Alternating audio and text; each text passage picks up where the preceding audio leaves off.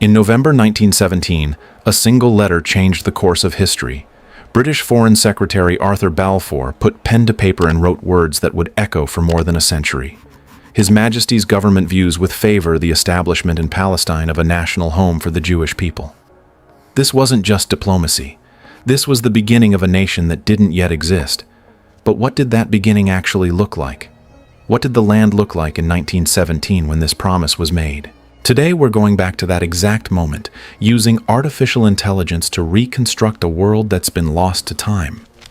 This is the story of how scattered colonies became a country, how a dream transformed into reality, and how 31 years of struggle, immigration, and transformation led to the birth of Israel in 1948. Let's start at the very beginning, in a world most people have never seen. Picture Palestine in 1917. The Ottoman Empire has ruled this region for 400 years. The landscape is a mix of ancient cities, rural villages, and vast stretches of undeveloped land. Jerusalem stands as it has for millennia, its stone walls weathered by time. The port city of Jaffa bustles with trade from across the Mediterranean. Haifa sits quietly on its bay, not yet the industrial center it would become.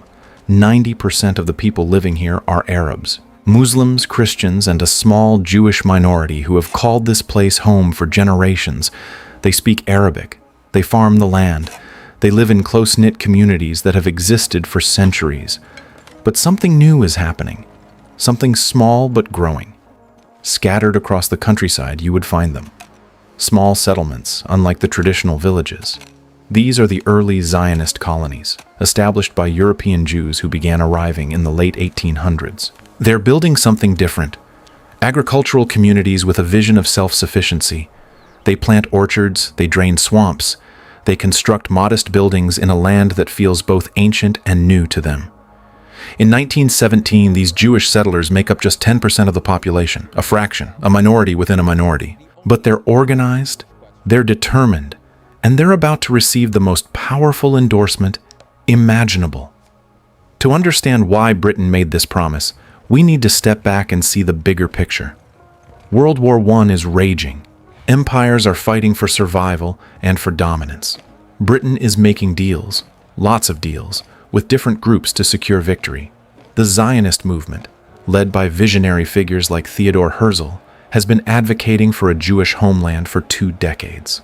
Herzl published The Jewish State in 1896, arguing that Jewish people needed their own country to escape persecution in Europe. The following year, he organized the first Zionist Congress in Basel, Switzerland. Delegates from across Europe gathered and agreed on a program to establish a Jewish homeland in Palestine. Now, in 1917, that dream finds powerful allies. Britain's Prime Minister Lloyd George and Foreign Secretary Balfour both support the Zionist cause, though for different reasons. Some British officials believe in biblical prophecy. Others see strategic advantage in having a friendly state in the Middle East. And some frankly see it as a solution to what they consider the Jewish question in Europe. When Balfour issues his declaration in November 1917, it's not just words on paper. British troops are already advancing through Palestine, pushing back Ottoman forces. Within weeks, they take Jerusalem. The 400-year Ottoman rule is over. Britain is now in control. And the Zionist project is about to accelerate. Imagine standing in Palestine in the years following 1917. If you returned year after year, you would witness a transformation unlike anything the region had seen in centuries. Ships arrive at Jaffa's port with increasing frequency. Jewish immigrants from Europe step onto the docks carrying suitcases and dreams. They come in waves. The first major wave, the second Aliyah, had already brought idealistic pioneers before the war. Now, under British rule, the third and fourth Aliyah bring tens of thousands more. These aren't just individuals seeking refuge. They're coming with a plan, with organization, with resources. The Zionist movement has established funds to purchase land. They create companies to manage development. They recruit skilled workers, teachers, engineers, and farmers. Watch the landscape change. New settlements spring up across the coastal plain, in the valleys, near existing cities. Tel Aviv, founded just 8 years before Balfour's letter, begins its transformation from a neighborhood of Jaffa into a thriving Hebrew city. By the 1920s, it has boulevards, shops, theaters, and thousands of residents. The Jewish community builds its own infrastructure, Hebrew schools where children learn in a language that's being revived after centuries, factories producing goods for a growing population, hospitals and clinics, cultural institutions, newspapers, and political organizations. And crucially, they build the Haganah, a defense force that will grow from a loose collection of guards into a formidable military organization. By the 1930s, the contrast is stark. The Jewish population has grown from 10% to nearly 30%. They own about 6% of the land, concentrated in areas they have developed intensively. Under the leadership of David Ben-Gurion, a Polish immigrant who arrived in 1906, the Jewish community operates almost like a state within a state. The Jewish Agency functions as their representative government. They collect taxes, provide services, make decisions about immigration and settlement. The Palestinian Arab population, meanwhile, watches this transformation with growing alarm. They see their country changing before their eyes. Land that belonged to Arab families for generations is being purchased and developed by newcomers. Traditional villages now sit beside modern Jewish settlements. The British administration, which governs under the mandate granted by the League of Nations, clearly favors the Zionist project. The mandate itself incorporates the Balfour Declaration and requires Britain to facilitate the establishment of a Jewish national home. To the Palestinians, this feels like a betrayal. They were never consulted about their own future. Their voice was never heard in London or Geneva.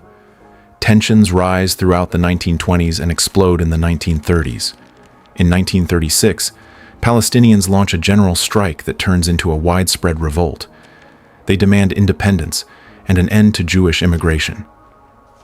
The British response is harsh, deploying military force to suppress the uprising. The revolt continues for 3 years. British authorities impose curfews, conduct searches, demolish homes suspected of harboring resistance.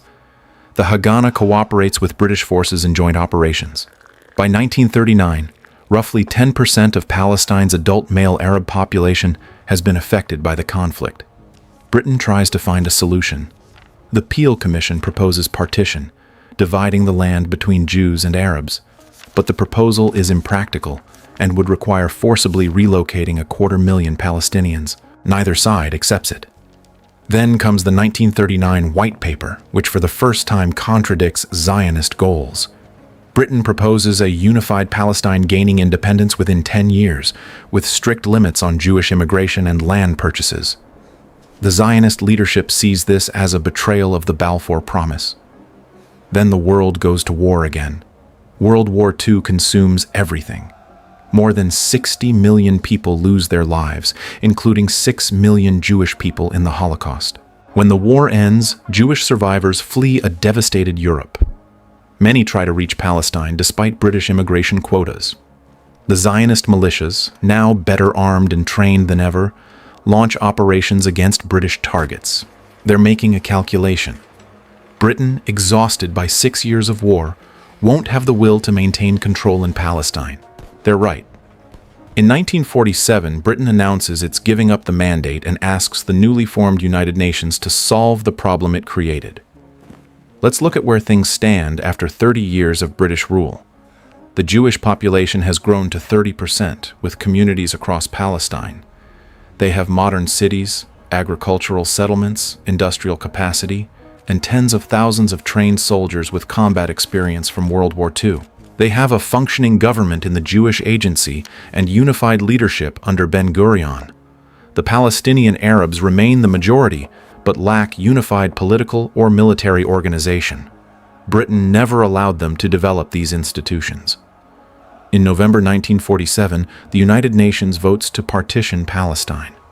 55% goes to the proposed Jewish state, despite Jews being 30% of the population. The Arab world rejects the plan entirely. Ben-Gurion and the Zionist leadership accept the UN partition but see an opportunity. With British forces preparing to leave, they have the strongest military in Palestine. They can secure more territory than the UN assigned and reduce the Arab population within it. The final months of British rule witness intense conflict. Zionist forces secure strategic positions, take control of mixed cities, and expand beyond the UN partition lines. Entire communities flee, fearing for their safety.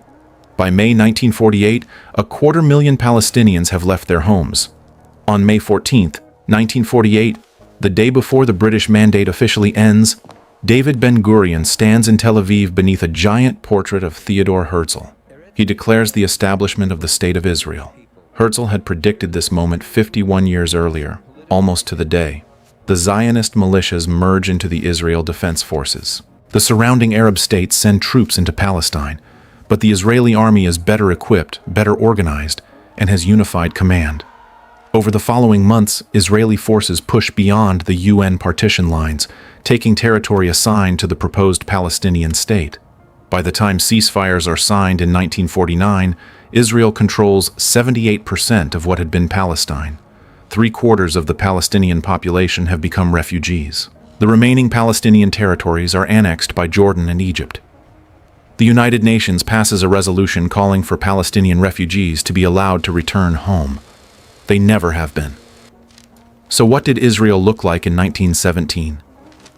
It was a vision, scattered across a landscape of small settlements and growing communities. It was European immigrants learning to farm in a Mediterranean climate. It was the revival of Hebrew as a living language. It was political organization and military preparation. It was the steady, deliberate building of institutions that would become a state. 31 years later, in 1948, that vision became reality. A nation was born from a promise made in a London office, cultivated through decades of immigration and development, and secured through conflict and displacement. The transformation from those small colonies in 1917 to the State of Israel in 1948 represents one of the most dramatic national projects of the 20th century. Understanding that journey, seeing how it actually looked and unfolded, helps us comprehend the complexities that continue to this day. This was the birth of Israel, not in a single moment, but across 3 decades of change that reshaped a land and its people forever.